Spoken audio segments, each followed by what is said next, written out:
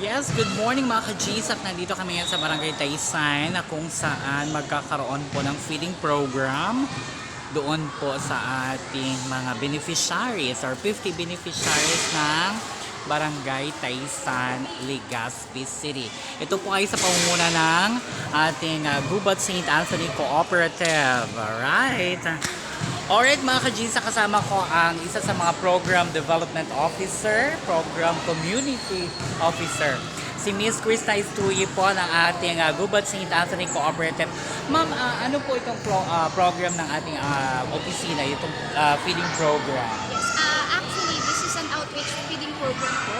Ang reason and very objective po natin dito is to cater po yung mga malnourished children age 4 to 8 years old. Alright. So, every cooperative month po, meron po tayong activity na ganito para po magbalik din sa community ng mga kumbaga blessing that we have received throughout the year. Alright. So mga ka-GSAC, yan po ang pinaka-major purpose and objective ng ating Office of the Gubat St. Anthony Cooperative by the Cooperative Month celebration this October. So ma'am, yes. Addition po, Ma'am Barb, this is in partnership po with Co-op Natco Party List. Alright. So the mother co-ops, ang bosses ng Kongreso, ang bosses ng kooperatiba sa Kongreso, ang Co-op Natco Party List.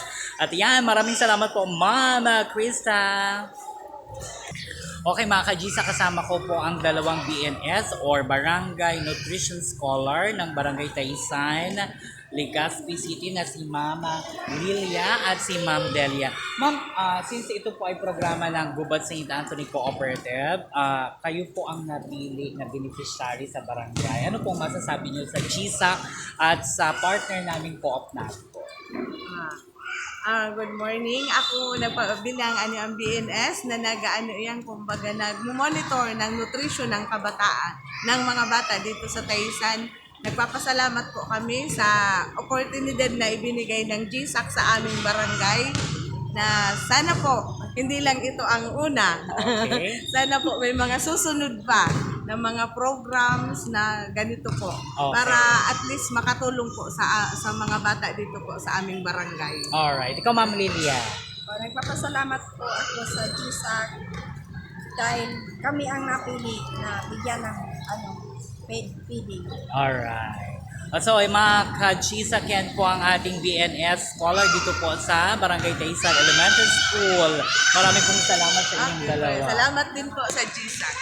So yan mga ka-GSAC, ito po yung mga beneficiaries ng ating pa-feeding program. One of the activities ng ating Gubat St. Anthony Cooperative in partnership po ng Co-op Natco Party List. At yan po ang aking update dito po sa Barangay Taysan Elementary School. My name is Barbie or Barbara. Bye!